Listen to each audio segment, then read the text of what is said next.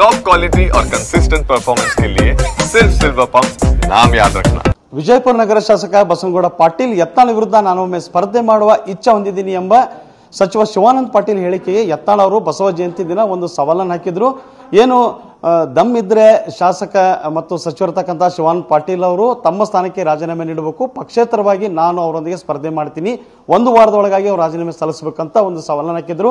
ಈ ಸವಾಲನ್ನು ಸಚಿವ ಶಿವಾನಂದ ಪಾಟೀಲ್ ಅವರು ಸ್ವೀಕರಿಸಿ ರಾಜೀನಾಮೆ ನೀಡಿದ್ರು. ಬಳಿಕ ಕೆಲ ಕಾರಣಗಳಿಂದ ರಾಜೀನಾಮೆ ಕೂಡ ತಿರಸ್ಕಾರ ಆಯಿತು. ಈ ನಿಟ್ಟಿನಲ್ಲಿ ನಾವು ಸಚಿವ ಶಿವಾನಂದ ಪಾಟೀಲ್ ಅವ್ರ ಜೊತೆ ಮಾತನಾಡೋಣ. ಏನೆಲ್ಲ ಆಯಿತು ಸರ್? ನೀವೇ ಹೇಳಿದ್ರಲ್ಲ ಏನಾಯ್ತು ಅಂತೇಳಿ. ಯಾಕೆ ಸವಾಲು ಸ್ವೀಕಾರ ಮಾಡಿದ್ದು? ಸವಾಲು ಅವ್ರು ಸ್ವೀಕಾರ ಮಾಡ್ಬೇಕ್ರಿ. ನಾನು ಇಂಟೆನ್ಷನ್ ಎಕ್ಸ್ಪ್ರೆಸ್ ಮಾಡಿದ್ದೀನಿ. ಅವರು ಏನು ನನಗೆ ಸವಾಲು ಹಾಕಿದ್ರು, ಆ ಸವಾಲದಿಂದ ಅವ್ರು ಮಾತನಾಡಿರ್ತಕ್ಕಂಥ ಮಾತು ಕೂಡ ನಾನು ಪುನರುಚ್ಚಾರ ಮಾಡಲಿಕ್ಕೆ ಆಗೋದಿಲ್ಲ. ಆ ರೀತಿ ಅವ್ರು ಮಾತನಾಡಿದರು. ಸವಾಲು ಸ್ವೀಕಾರ ಮಾಡಿದ್ದೀನಿ. ಇವತ್ತು ನಾನು ಬ್ಲ್ಯಾಂಕ್ ಲೆಟ್ರನ್ನು ಅವ್ರ ಕೈಯಲ್ಲಿ ಕೊಡ್ತೀನಿ ಸೈನ್ ಮಾಡಿ. ಅವ್ರು ಏನು ಬರ್ಕೊಂಡು ಕೊಟ್ಟು ಬರ್ತಾರೆ, ಅವ್ರಿಗಿಂತಲೂ ಮೊದಲೇ ನನ್ನ ರಾಜೀನಾಮೆ ಅವ್ರು ಕೊಟ್ಟು ಎಕ್ಸೆಪ್ಟ್ ಮಾಡಿಸಿ ಬರಲಿ. ಅವ್ರ ಸವಾಲನ್ನು ನಾನು ಸ್ವೀಕಾರ ಮಾಡಿದ್ದೀನಿ. ಬಸವ ಜಯಂತಿ ದಿನ ಅಂದ್ರೆ ಅವ್ರು ಅಪ್ಪಗೆ ಹುಟ್ಟಿದ್ರಿ ಅಂತೆಲ್ಲ ಮಾತನ್ನ ಬಳಸಿ ಶಾಸಕ ಸ್ಥಾನಕ್ಕೆ ರಾಜೀನಾಮೆ ಕೊಡಬೇಕು, ನಾನು ಕೊಡ್ತೀನಿ, ಪಕ್ಷೇತರವಾಗಿ ಬಾಗೇವಾಡಿ ಕ್ಷೇತ್ರ ಪಾಕಿಸ್ತಾನದಲ್ಲೇ ನಾನು ಸೋಲಿಸ್ತೀನಿ ಅನ್ನೋ ಮಾತಾಡಿದ್ರು.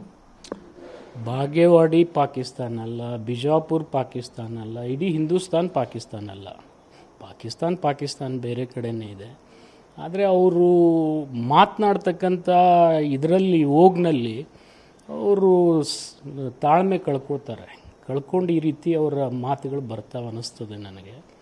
ಅದು ಸರಿಯಲ್ಲ. ಸಾರ್ವಜನಿಕ ಜೀವನದಲ್ಲಿ ಸವಾಲು ನೀವು ಹಾಕಿದ್ದೀರ ಅಂದರೆ ಇವತ್ತು ಸ್ವೀಕಾರ ಮಾಡಿ ಮುಂದಿನ ಕೆಲಸಕ್ಕೆ ಕೈ ಹಚ್ಚಬೇಕು. ಇಲ್ಲದೆ ಇದ್ದರೆ ಸುಮ್ಮನೆ ಕೂತ್ಬಿಡ್ಬೇಕಿನ್ನು ಜೀವನದಲ್ಲಿ. ವಿಜಯಪುರ ನಗರ ಶಾಸಕ ಬಸನಗೌಡ ಪಾಟೀಲ್ ಯತ್ನಾಳ ವಿರುದ್ಧ ನಾನೊಮ್ಮೆ ಸ್ಪರ್ಧೆ ಮಾಡುವ ಇಚ್ಛೆ ಹೊಂದಿದ್ದೀನಿ ಎಂಬ ಸಚಿವ ಶಿವಾನಂದ ಪಾಟೀಲ್ ಹೇಳಿಕೆಗೆ ಯತ್ನಾಳ ಅವರು ಬಸವ ಜಯಂತಿ ದಿನ ಒಂದು ಸವಾಲನ್ನು ಹಾಕಿದ್ರು.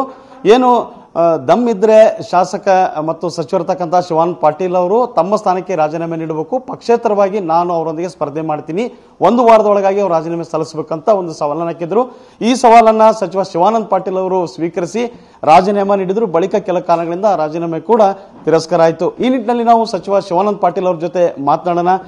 ಏನೆಲ್ಲ ಆಯಿತು ಸರ್? ನೀವೇ ಹೇಳಿದ್ರಲ್ಲ ಏನಾಯ್ತು ಅಂತೇಳಿ. ಯಾಕೆ ಸವಾಲು ಸ್ವೀಕಾರ ಮಾಡಿದ್ದು?